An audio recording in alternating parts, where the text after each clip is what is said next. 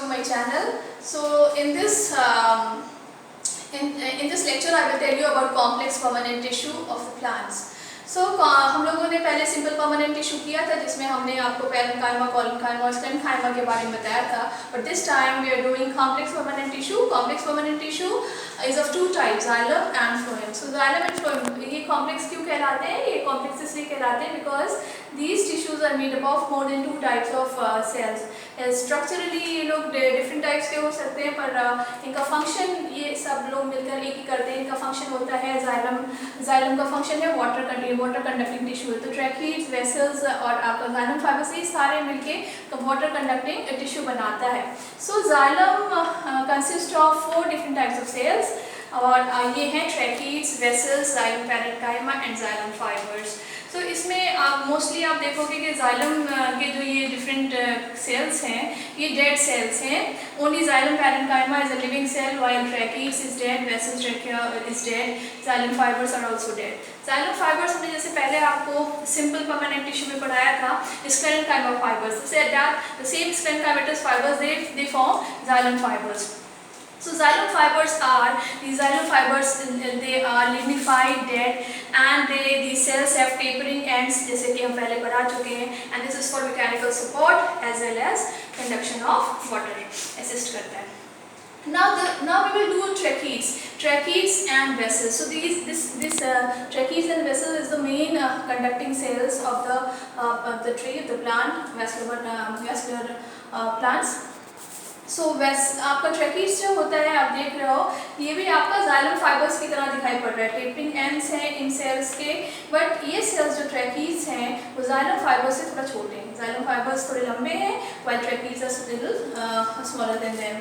और उन दोनों में क्या है, जाइलम फाइबर्स में भी टेपरिंग एंड है, tracheids also have tapering ends.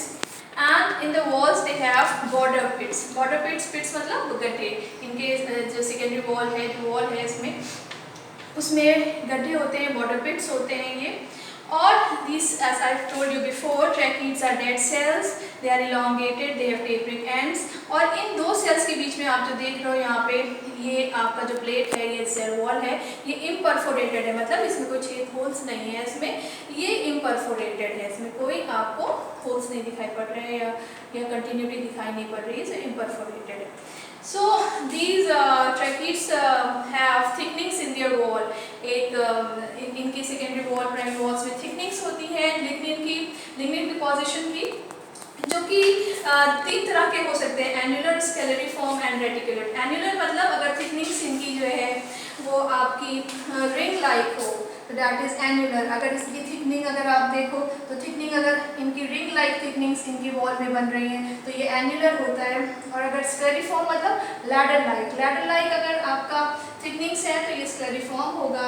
और रेटिकुलेट मतलब नेटवर्क लाइक थिकनिंग्स अगर इनकी सेकेंडरी वॉल में है तो ये रेटिकुलेट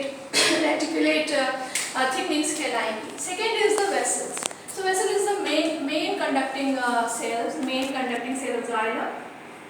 So इसमें आप देखोगे ये पाइप की तरह दिखाई पड़ रहा है because the cells of the vessels they are a composite structure. They make a composite structure.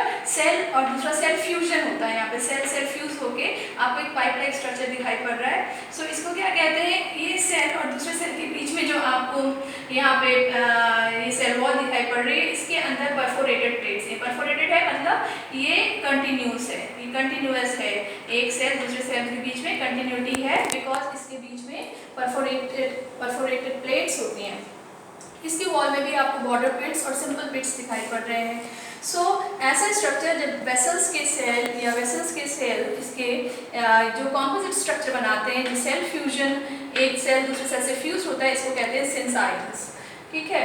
So this are also lignified cells, they are also dead cells. और इसमें परफोरेशन प्लेट्स होती हैं और इनके वॉल में भी, इनकी सेकेंडरी वॉल में भी थिकनिंग्स होती हैं. लिग्निफाइड होता है, लिग्निन की थिकनिंग्स होती हैं जो कि एन्युलर हो सकती हैं यानी रिंग लाइक हो सकती हैं, स्पाइरल हो सकती हैं, देन दे कैन बी स्केलरिफॉर्म यानी लैडर लाइक थिकनिंग्स इसमें हो सकती हैं, या रेटिकुलेट यानी नेट लाइक थिकनिंग्स इसमें भी बन सकती हैं. तो वेसल्स जो है वो एक कैरेक्टरिस्टिक फीचर होता है angiosperms. So they are not present in gymnosperms, they are not present in in ferns also. लेकिन जिम्नोस्पर्म्स में एक नीटेज यानी नीटम या एफेड्रा होता है जिसमें कि आपको वेसल्स मिलते हैं। अदरवाइज जिम्नोस्पर्म्स में वेसल्स नहीं होते, वेसल्स होते हैं एंजियोस्पर्म का फीचर। Now xylem parenchyma, जैसे हमने पहले आपको parenchyma I have told you about parenchyma cells. They are thin walled and they are living, and the function is to store food in the form of starch and fats. Starch और fats के form में xylem parenchyma store food करती है। और जैसे हम parenchyma पढ़ चुके हैं पहले भी कि इनका सेल वॉल लिविंग है और ये सेल वॉल है, इसमें थिन सेल वॉल है और ये सेल्स लिविंग है। So in whole of the xylem you see, in the xylem tissue only xylem parenchyma is living, while all other components, tracheids, vessels and xylem fibers, so all are dead. Now the second complex permanent tissue is the phloem. So phloem आपका function है phloem का conduction of organic food.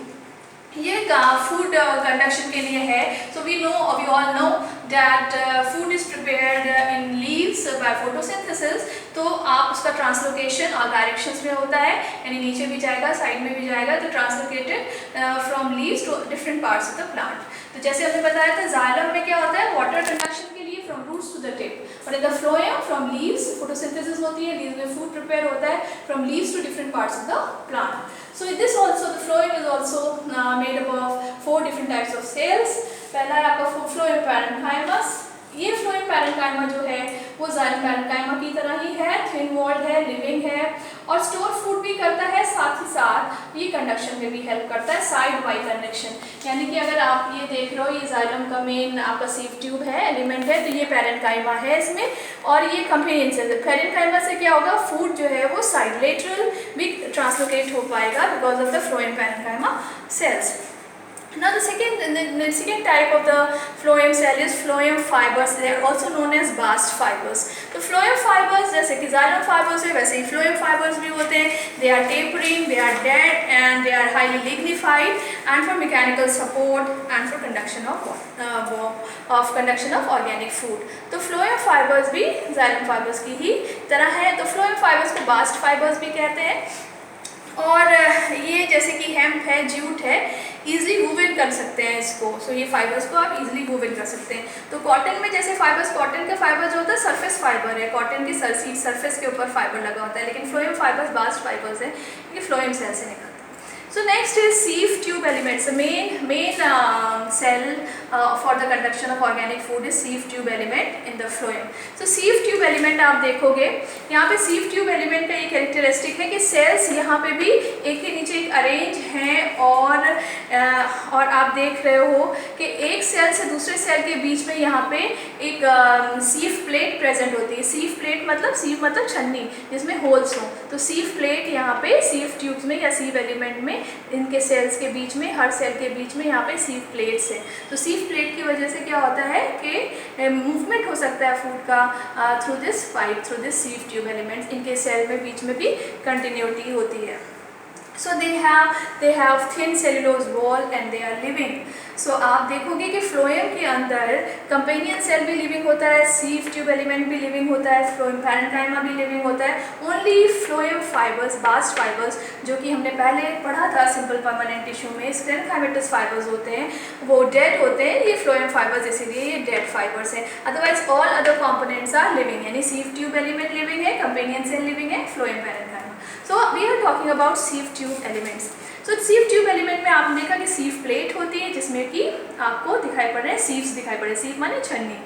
So cells are arranged end to end with septa, बीच में septa है, this is septa एक cell और दूसरे cell के बीच में, and they have sieve pores और sieve plate। उसके बाद इसमें क्या होता है, कैरेक्टरिस्टिक फीचर इसका ये फ्लोएम sieve ट्यूब एलिमेंट का ये है कि मेच्योरिटी जैसे ही sieve ट्यूब एलिमेंट की होती है ये लॉस कर देता है अपना न्यूक्लियस, और इसके अंदर आप देखोगे कि इसके अंदर सेल ऑर्गेनेलीज भी नहीं होते, माइटोकॉन्ड्रिया ब्लास्टर्स वगैरह सेल ऑर्गेनेलीज भी नहीं दिखाई पड़ेंगे और इसमें न्यूक्लियस भी नहीं होता। So what happened is now what this is a living cell without nucleus, but the nucleus of the companion cell, ये कंपेनियन सेल है, इसका जो न्यूक्लियस है वो इसको हेल्प करता है, sieve एलिमेंट्स की सेल्स को, इस सेल्स को हेल्प करता है इसकी ट्रांसलोकेशन फंक्शन के लिए। तो इसका ये अपना न्यूक्लियस तो लॉस कर देता है, लेकिन कंपेनियन सेल का जो न्यूक्लियस है वो इसको सपोर्ट करता है for its function. Now the last one is the companion cell. आप देख रहे हो ये companion cell है, thin walled है, distinct nuclei है, living है, और ये sieve tube से हमेशा connected रहता है. sieve tube से connected रहेगा. यहाँ पे बीच में pores, यहाँ पे plasmodesmata होंगे, यहाँ पे connections होंगे, यहाँ पे pits होंगे. जो आपको देख रहे हो ना सिंपल पिट्स होते हैं या वाटर पिट्स होते हैं, जो पिट्स से क्या होता है, ये कनेक्टिविटी है. तो ये प्लाज्मोडेस्माटा या कनेक्टिविटी है इन दो सेल्स के बीच में, यानी सीव ट्यूब एलिमेंट्स और कंपेनियन सेल्स के बीच में कनेक्शन आपको प्लाज्मोडेस्माटा के थ्रू होता है, जिससे कि कंपेनियन सेल का न्यूक्लियाई उसको हेल्प कर सके ट्रांसलोकेशन के लिए भी और साइड वाइज ट्रांसलोकेट कर पाए food elements को. So this is all about complex permanent tissue, that means xylem and phloem we have done today. Thank you.